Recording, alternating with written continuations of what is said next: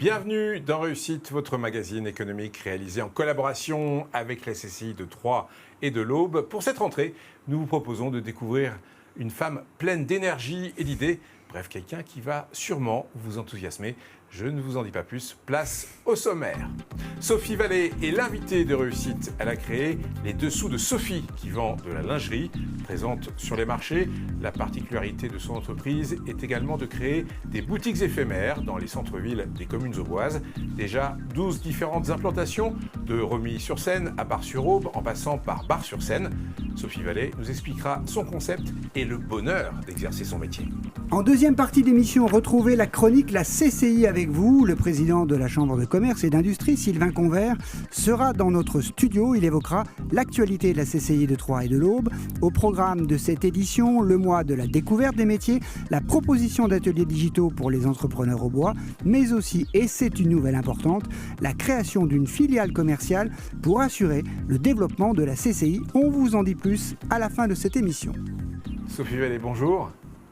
Bonjour.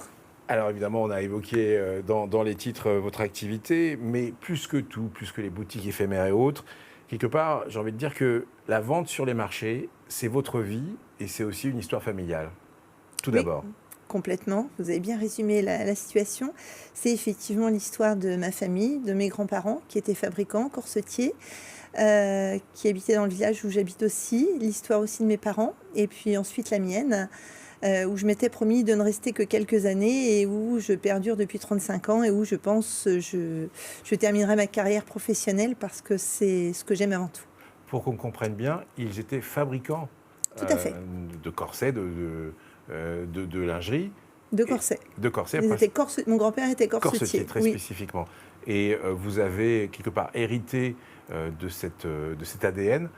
Vous ne fabriquez plus, mais vous vendez toujours, c'est ça? Complètement, oui. J'ai hérité du patrimoine familial, je dirais, du commerce et de la corsetterie. Et vous êtes dans un périmètre Aube et alentour? Alors, je sillonne les routes Aube, Marne parfois et Seine-et-Marne, voilà, pour essayer de drainer un maximum de personnes. Et en plus de 30 ans de métier, sans revenir à la fabrique de corsets de votre grand-père, vous avez aussi sans doute fait évoluer votre gamme de produits. Je pense qu'on ne vend plus aujourd'hui les produits qu'on vendait hier ou avant-hier. Oui, complètement Bruno, effectivement. J'ai dû m'adapter, mais je pense que ça c'est la base du commerce, c'est de devoir s'adapter si on veut perdurer. Les premières années, j'ai surfé sur la vague de mes parents qui vendaient de la corsetterie, donc du corset, de la lingerie classique et des blouses, des gants, des bonnets sur les braderies commerciales aussi. Et puis effectivement, j'ai dû m'adapter et je suis passée sur un secteur beaucoup plus de lingerie, un secteur plus de la séduction que du classique. Les femmes ayant elles-mêmes évolué d'ailleurs dans ce domaine-là.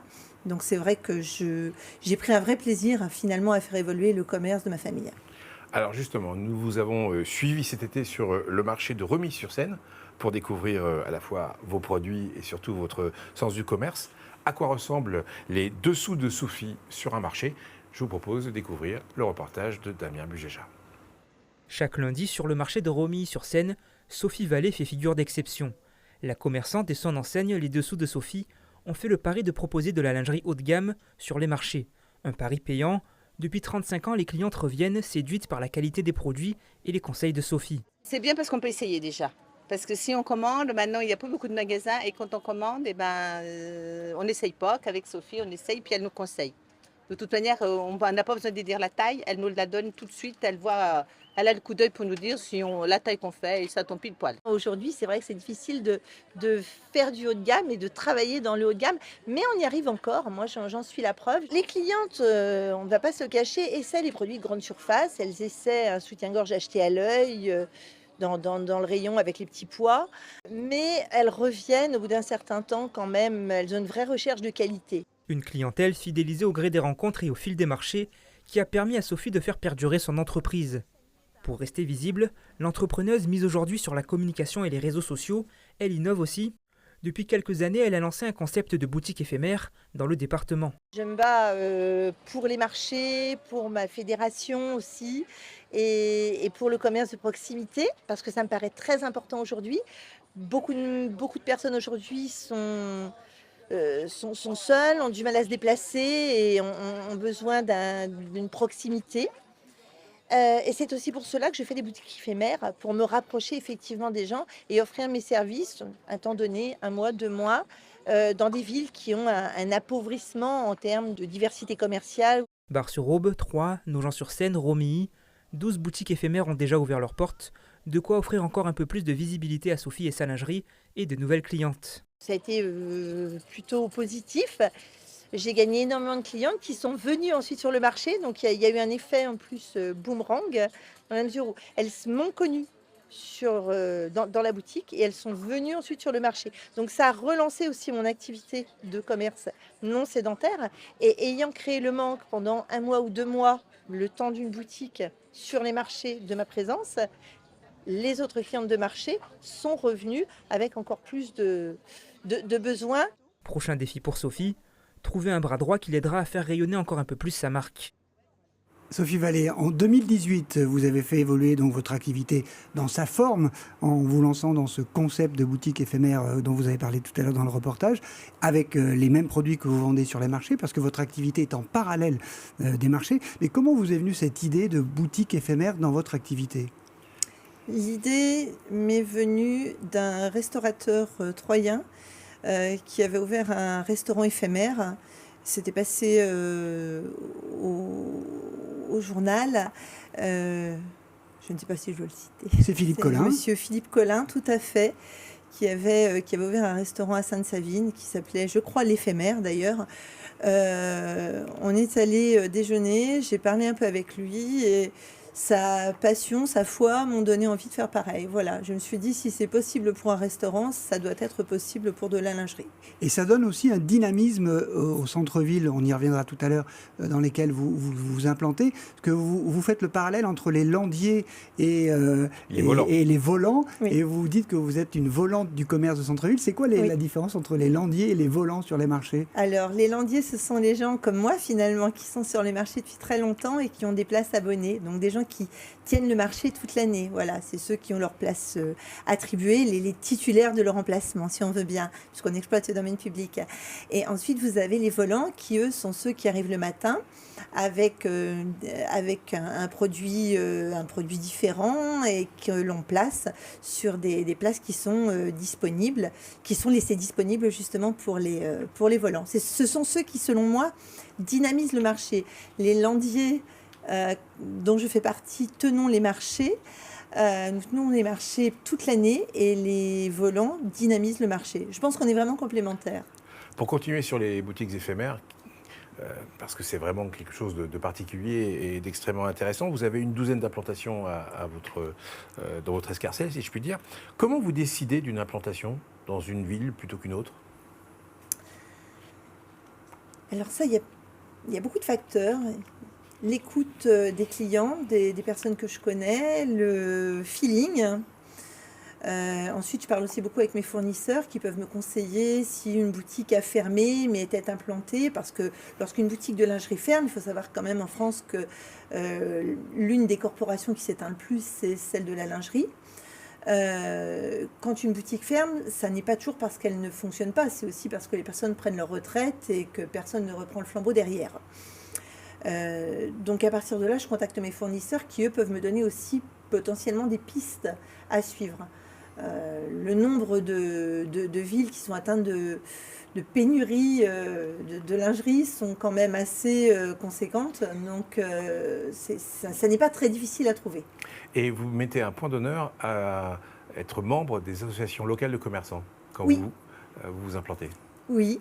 Oui, j'essaie toujours justement de m'intégrer. Je ne veux pas passer justement pour celle qui va juste venir pendant 1 mois, 2 mois, prendre ce qu'il y a à prendre et puis ensuite partir et laisser une friche ou une cellule vide. Donc j'essaie de m'intégrer au maximum. Donc j'adhère aux associations de commerçants, exactement.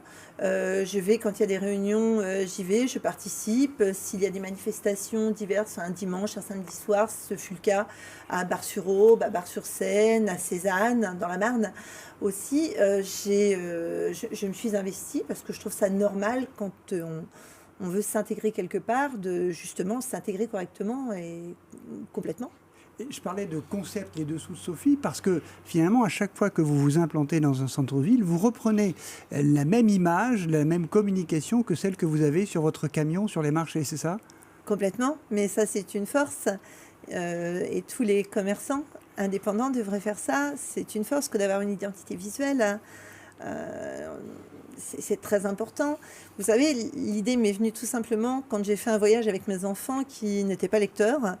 On était à l'étranger, en famille, et nous cherchions où nous restaurer. Et mes enfants au loin ont vu le logo McDonald's. Désolée pour ne pas le citer. C'est comme ça. Voilà. Très au loin. C'était le M jaune sur fond rouge à l'époque.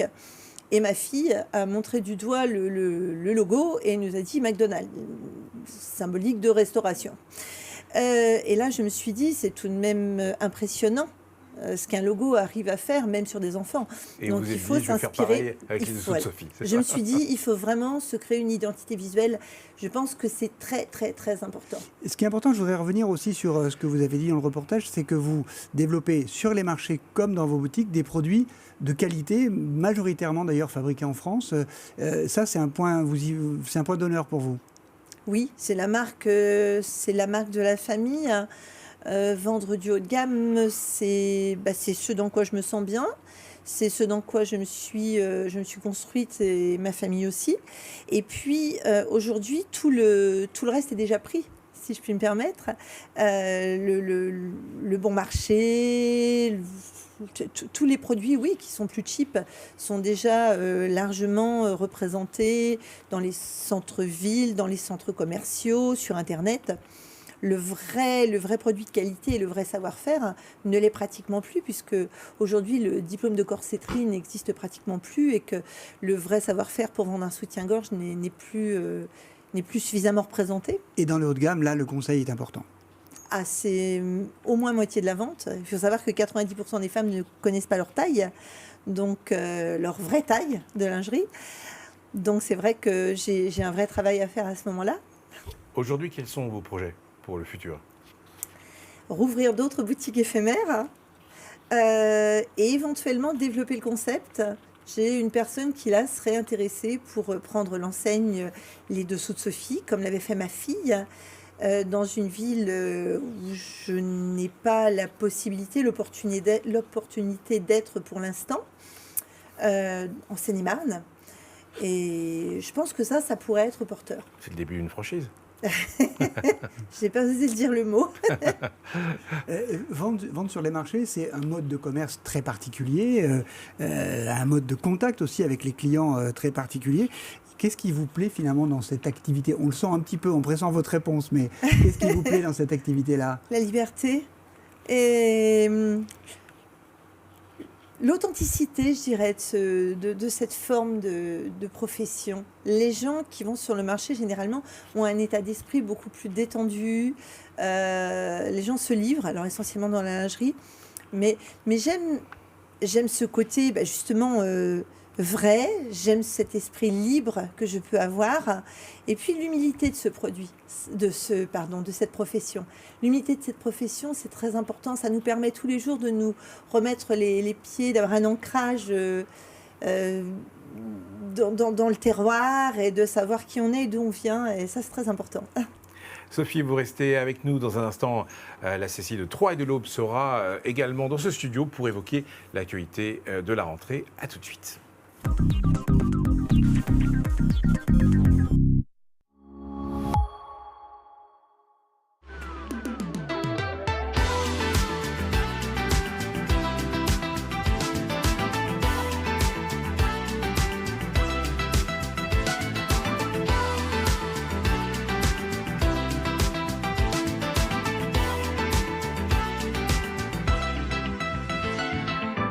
BDS associés dans l'Aube, Lyon et Paris. Batitol à Crenay, c'est un centre-service dédié aux artisans et agriculteurs, mais aussi aux particuliers. Batitol, c'est votre spécialiste dans les tôles bac acier et panneaux sandwich isolés pour toiture, bardage et leurs accessoires. Les aménagements intérieurs de bâtiments sur mesure, les abris de jardin, garages et locaux extérieurs isolés. L'équipe de Batitol étudie tous vos besoins, vous conseille et vous propose des produits précis et adaptés. Contactez-nous, Batitol à Crenay, Zac des Sources, 03 25 43 10 10.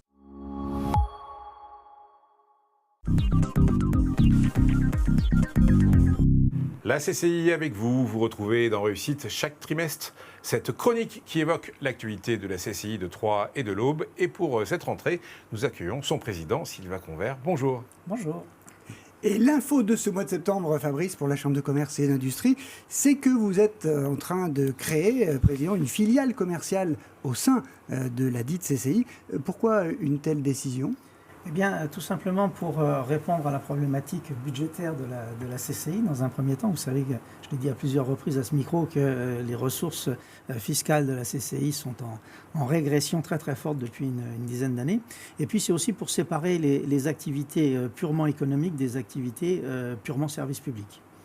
D'accord. Et est-ce que vous avez des projets sur lesquels, des premiers projets sur lesquels va se Oui, tout à fait. lancer cette Il y a forcément filiale un projet. Bon, ça fait plusieurs années qu'on réfléchit sur cette problématique, mais aujourd'hui, il y a un projet avancé sur les questions d'énergie, de réduction de consommation d'énergie et de décarbonation des entreprises, qui est déjà suffisamment avancé pour que l'on puisse avoir l'objet de création de l'entreprise. Et ça va s'adresser à qui ? Aux collectivités, aux entreprises ? Alors ça va s'adresser essentiellement, voire presque exclusivement, aux entreprises industrielles du territoire, qui ont un volume de consommation d'énergie, notamment d'électricité, relativement important.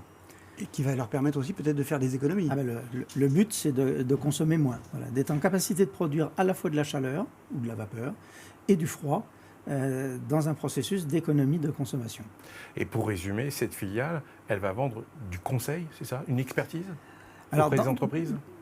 On n'a pas encore complètement défini le processus. Dans un premier temps, on va travailler sur une preuve de concept avec un industriel territorial pour s'assurer de la finalité et du niveau d'économie que l'on peut faire. Et ensuite, on sera dans un processus de commercialisation. Autre actualité qui va intéresser les chefs d'entreprise au bois, la CCI organise depuis le début de l'année des ateliers numériques pratiques. Alors, en quoi ça consiste ? Eh bien, vous savez qu'on agit depuis de nombreuses années sur la transition énergétique, numérique et autres. Et en ce qui concerne le numérique, on constate que beaucoup de chefs d'entreprise, quelle que soit la dimension, rencontrent des difficultés d'application. Donc on n'est pas dans un processus de formation, proprement dit, on est vraiment dans le processus d'atelier où le chef d'entreprise ou le cadre ou le responsable vient passer une matinée à la CCI sur un cas concret, sur un concept concret pour mettre en œuvre et monter en compétences et en même temps faire la rencontre d'autres personnes qui rencontrent à peu près les mêmes problématiques. Alors je vois, a déjà été réalisé le thème maîtriser la photographie avec votre smartphone, booster votre entreprise avec TikTok, c'est vraiment du pratico-pratique. Ah oui, c'est de l'applicatif. Hein, pour ça se différencie de la formation. Alors justement, nous sommes allés à la rencontre d'une chef d'entreprise auboise qui a assisté à l'un de ces ateliers. Denise Prugnot, hypnothérapeute, a eu connaissance de ces ateliers via la newsletter de la CCI de Troyes et de l'Aube. Intéressée par de nouvelles connaissances, notamment autour des réseaux sociaux, elle a participé à 2 de ces ateliers dans le but de développer ses activités, celui consacré à TikTok et celui consacré au référencement. Écoutez son témoignage. Sans les réseaux sociaux, aujourd'hui, c'est un petit peu compliqué de se faire connaître. Donc, pour avoir de la visibilité, il faut maîtriser un petit peu ces outils et la CCI le propose. Donc, c'est très pratique. En fait, c'est d'avoir plus de visibilité et que quand les gens y recherchent un professionnel, ils puissent me trouver très facilement. J'ai vu mon référencement remonter dans les pages de recherche, notamment sur Google. Donc, c'est quand même très appréciable. Quand on sait que les gens ne dépassent pas en général la première page pour vous trouver, c'est quand même important de se retrouver sur la première. J'ai pas encore développé sur TikTok, c'est dans l'idée, mais là je suis en recherche de temps un petit peu, puis de thématiques aussi, parce qu'une fois qu'on a lancé, il faut quand même avoir un suivi très régulier, surtout sur TikTok. C'est surtout trouver le contenu à proposer. Après la technique, voilà, on l'a eu, donc c'était quand même assez pratique de pouvoir gagner du temps. J'aurais LinkedIn, mais voilà, je me laisse un petit peu de temps de maîtriser déjà les 2 premiers, et puis ensuite de développer par ailleurs, parce que bon, voilà, il faut réfléchir au contenu, et c'est pas le même public sur les différents réseaux. Sylvain Convert, le numérique, ça reste un défi pour les chefs d'entreprise de bois toujours, c'est un défi permanent. On a l'impression qu'il y a 20 ans qu'on avait fait le tour de la chose et que c'était fini. Et aujourd'hui, ça se développe encore. Et avec l'arrivée de l'intelligence artificielle, je crois qu'on a encore du pain sur la planche. Sophie Vallée, vous qui aimez la communication, vous nous l'avez dit dans l'émission, de tels ateliers, ça vous intéresserait ? Oui, d'ailleurs, j'ai assisté à 2 ateliers, l'atelier Canva et l'atelier Instagram. Je n'ai malheureusement pas pu assister à l'atelier TikTok, mais oui, je trouve ça bien fait, bien fondé, bien pensé. Voilà. Enfin, une dernière annonce dans cette chronique, la CCI va organiser le mois de la découverte des métiers. Quel est le but de cette opération, Président ? Eh bien, tout d'abord, c'est pour reprendre un petit peu le processus qu'on avait par le passé des nuits de l'orientation, qui étaient organisées par les CCI, un petit peu partout en France et notamment dans l'Aube. Et le but de ce mois de la découverte, c'est trois cibles, en fait. C'est montrer des métiers à des jeunes, c'est montrer les nouveaux métiers à des gens qui sont en recherche d'une nouvelle voie, et c'est aussi donner la possibilité aux entreprises de montrer à ces publics-là ces nouveaux métiers, ces besoins qui existent au niveau du territoire. Alors justement, il y a un temps fort qui est prévu le 16 novembre, ça va se passer au centre sportif de l'Aube, et là les entreprises, elles sont invitées à participer, à se mobiliser. Oui, tout à fait. Donc on va rentrer en contact avec bon nombre d'entreprises d'ici les semaines à venir pour justement les mobiliser, venir présenter leur métier comme elles le faisaient à la nuit de l'orientation par le passé. Et si, en tant qu'entreprise, vous voulez être partie prenante de ce mois de la découverte des métiers, un contact qui va s'afficher, Aurélie Kuhn-Sué à la CCI. On voit son adresse mail et son numéro de téléphone. N'hésitez pas à la contacter. Sylvain Convert, merci. Et Sophie Vallée, merci d'avoir commencé cette nouvelle saison de réussite. Votre sourire et votre énergie ont irradié ce studio qui vient de démarrer de nouveau pour une belle saison. Merci Sophie et merci Bruno pour la préparation de cette émission. On termine traditionnellement avec l'agenda de la CCI. Au revoir. Le mercredi 11 septembre, la CCI organise une permanence propriété industrielle. La CCI et la Compagnie nationale des conseils en propriété industrielle vous proposent des rendez-vous individuels et gratuits sur cette thématique. La réunion se passe en distanciel. Le mardi 17 septembre, à la CCI, vous pourrez assister à une matinale RH sur l'intelligence émotionnelle. Développez votre leadership en mobilisant votre intelligence émotionnelle pour attirer et manager les talents. Nous en parlions de réussite. Voici une idée d'atelier numérique évoquée par Sylvain Convert dans cette émission. L'atelier pratique de septembre sera sur le thème « Maîtriser et animer son réseau LinkedIn », le réseau social pour les professionnels. Coût de l'atelier, 79 € hors taxe par participant. Enfin, du jeudi 26 au vendredi 27 septembre, la CCI organise une formation RH « Mieux gérer son temps, son stress et son énergie au travail ». Voilà le thème de cette formation. Gagner en sérénité, efficacité et motivation au quotidien. Dans une société de la vitesse où le nombre de burn-out augmente sans cesse, il est crucial pour chacun d'apprendre à gérer son stress, préserver son énergie, mais aussi de développer de nouvelles compétences pour se réapproprier son temps et ainsi retrouver de la sérénité et motivation au travail. Prix de cette formation, 420 €.